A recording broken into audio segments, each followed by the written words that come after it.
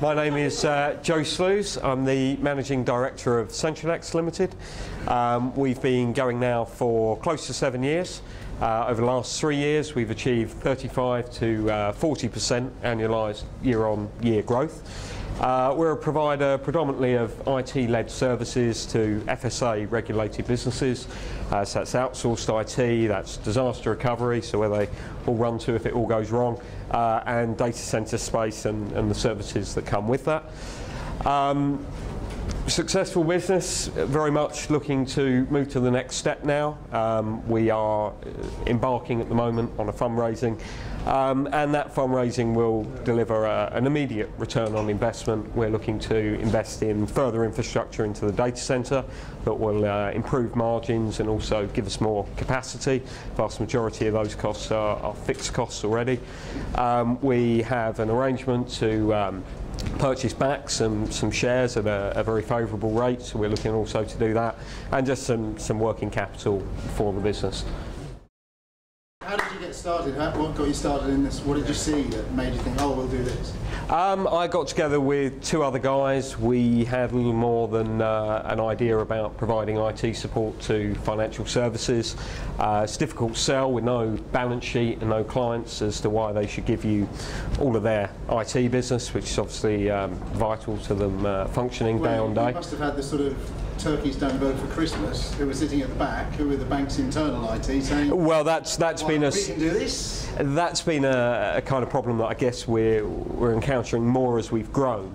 In the earlier days we were pitching to smaller businesses who just would not have an IT department. So for them it's, why can I trust you? You know, what happens if you're not around? How do I get my IT service? From that, what we really saw was the opportunity for disaster recovery. They're all FSA regulated, they all need to have a service.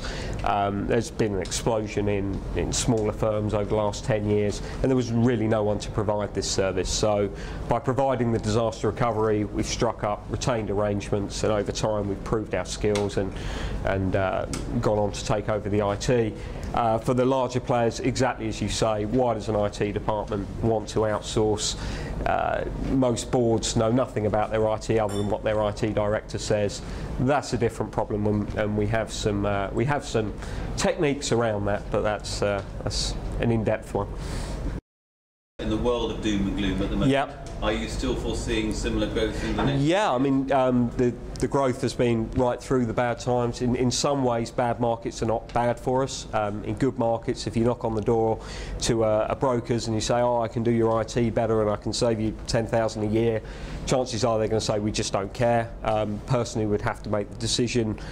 If 10,000 a year is going to get no appreciation, he's just going to get complaint if it goes wrong, and they've got better things to be doing with their time. In a bad market, someone turns around and says I can save 10, 20, 30% on a cost I've got, then they have an appetite to do something. So if anything, this market drives our growth. Obviously in this market there aren't the sexy projects, there aren't people opening up new offices on a whim, well, there's also some bad debt out there, but it's a market that generates more growth for us, I would say.